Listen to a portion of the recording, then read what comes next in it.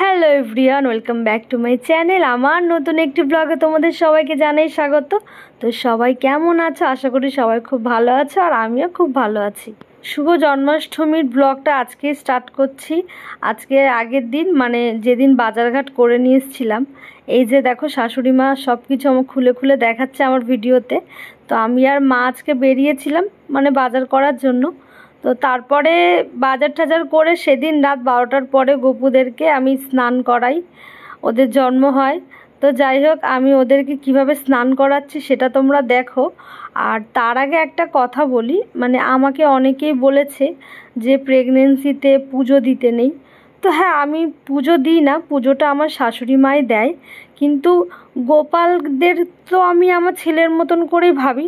তো সেই জন্য কিন্তু গোপাল পুজো আমি দিয়েছি। আমি জানি না এটা নিয়ে কে কী কমেন্ট করবে, সেটা আমি সত্যিই জানি না, কিন্তু আমার যেটা ভালো মনে হয়েছে আমি কিন্তু সেটাই করেছি। সত্যি কথা বলতে নেহাত আমার শাশুড়ি মা আছে বলে হয়তো আমি পুজোটা দিই না, কিন্তু সত্যি যদি পুজো দেওয়ার লোক না থাকতো তাহলে কিন্তু আমি অবশ্যই ঘরের পুজো দিতাম।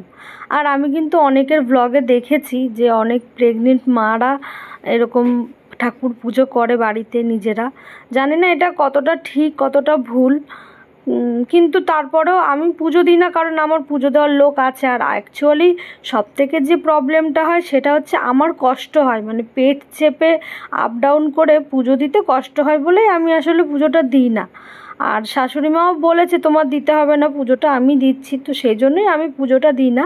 কিন্তু গোপালদেরকে ধরা ছোঁয়া খাওয়ানো এগুলো কিন্তু আমি করি। তো দেখতে দেখতে কিন্তু আমার শ্বশুর বাড়িতে জন্মাষ্টমীর এটা আমার দ্বিতীয় বছর, আমার এই গপু কানাই আর গোপালদেরকে নিয়ে।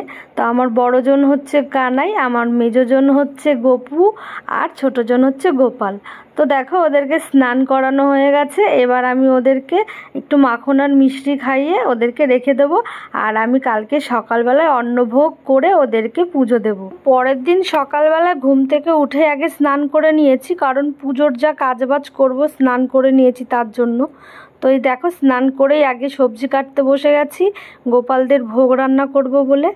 আর আজকে ভোগে কি কি করব সেটা তোমাদের বলছি। তো সেই ভোগ রান্না করার কাজ গোছাতে গোছাতে এদিকে আবার পুজোর কাজটাও গুছিয়ে নিয়েছি। ফলগুলো ধুয়ে রেখে দিয়েছি, ফুলগুলো ধুয়ে রেখে দিয়েছি, আর এদিকে ওদের স্নানের জলটাও আমি রেডি করে নিয়েছি। আর এখানে আমি দেখো ইন্ডাকশানে আমি গপুদের জন্য আমি খিচুড়ি ভোগ করছি আজকে, আর সঙ্গে একটু পায়েস করছি। আমি কিন্তু আগের বছরেও এরকম নিজে হাতে অনেক ভোগ রান্না করে দিয়েছিলাম আমার গোপালদের। এবছর করতে পারলাম না, কারণ জানোই তো তোমরা সবাই শরীর নিয়ে এত পেরে উঠতাম না, সেজন্য যেটুখানি পেরেছি আমার গোপালদের জন্য সেটুখানি করেছি। আর এদিকে শাশুড়ি মাও কিন্তু স্নান টান করে রেডি হয়ে গেছে। তো এইদিকে পায়েসটাও আমার প্রায় কমপ্লিট। তো এবার চলো পুজোর দিকে যাওয়া যাক। তো সবার আগে গোপালদের স্নান করিয়ে নিয়েছি, স্নান করিয়ে ওদেরকে নতুন পোশাক পরাবো। আমি কিন্তু আমার গোপালদের জন্য একই রকম জামাই কিনেছি, কিন্তু কালারটা শুধু আলাদা কিনেছি। আগের বারে যেরকম তিনজনের জন্য সেম জামা কিনেছিলাম, কিন্তু এবার আর সেম হয়নি, এবার সেম ডিজাইন হয়েছে কিন্তু কালার আলাদা হয়েছে। তো এই যে গোপালের জন্য নিয়েছি লাল কালারের ড্রেস, আর গপুর জন্য নিয়েছি ইয়েলো কালারের, আর কানাইয়েরটা হচ্ছে গোলাপি কালারের ড্রেস। তো সবাইকে ড্রেস পরিয়ে এবার রেডি করে দেবো। আর এই দেখো সাজিয়েছি, কি সুন্দর লাগছে আমার কানাইকে। আর ওদের দুজনের জন্য আমি ফুলের মুকুট এনেছিলাম, আর গোপালেরটা অ্যাকচুয়ালি সাইজে পাইনি বলে কিনতে পারিনি, তাই আমি ওই ছোট্ট একটু ফুল দিয়ে ওর মাথায় পাগড়ি মতো করে দিয়েছি। তো কেমন লাগছে ওদেরকে আমাকে কিন্তু অবশ্যই কমেন্ট করে জানিও। তো বন্ধুরা, এবার মা চলে এসেছে, এবার পুজোটা মাই দেবে, আমি শুধু গুছিয়ে দিয়েছি। আর মা দেখো সমস্ত কিছু এখন ডালায় ডালায় সাজিয়ে দিয়েছে। আর প্রসাদে রয়েছে 5 রকম ফল, মিষ্টি, এইদিকে রয়েছে তালের বড়া, আর খিচুড়ি পায়েস। তো এই ছিল আজকের প্রসাদ। আর এদিকে দেখো মা পুজোর আয়োজন করছে, আর এদিকে আমিও রেডি হয়ে একটু ঢং করে নিলাম ক্যামেরার সামনে। তো আমাকে কেমন লাগছে কমেন্ট করে কিন্তু অবশ্যই জানিও। পরে মায়ের পাশে পুজো দিতে বসে গেলাম, আর মায়ের দিকে পুজো দিচ্ছিল, আমি মাকে হেল্প করছিলাম। তো তারপরে হচ্ছে আমি অষ্টোত্তরী শতনাম পাঠ করেছি, আর মা সেটা বসে বসে অনেকক্ষণ শুনলো।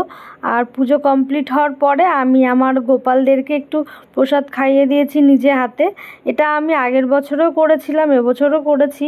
তোমরা সবাই যারা আমার আগের বছরের ভিডিওটা দেখেছো তারা অবশ্যই জানো। তো আমি যা যা করেছি নিজে হাতে সবটাই ওদেরকে খাইয়ে দিয়েছি নিজে হাতে। তো তারপরে পুজো শেষ করে নিজে একটু প্রসাদ খেলাম, আর খেয়ে এই যে একটা থালায় করে কিছুটা প্রসাদ সাজিয়ে একটু সামনের বাড়ি কাকিমাদের বাড়িতে দিতে যাচ্ছি। তো গাইস, আজকের ভিডিওটা এই পর্যন্তই। তো আমার আজকের ব্লগটা কেমন লাগলো তোমাদের অবশ্যই আমাকে কমেন্ট করে জানিও, আর ভালো লাগলে কিন্তু লাইক, কমেন্ট অ্যান্ড শেয়ার করো। আর যারা ইউটিউব থেকে দেখছো এখনও সাবস্ক্রাইব করোনি তারা কিন্তু অবশ্যই সাবস্ক্রাইব করে দিও। তো সবাই খুব ভালো থেকো, টাটা।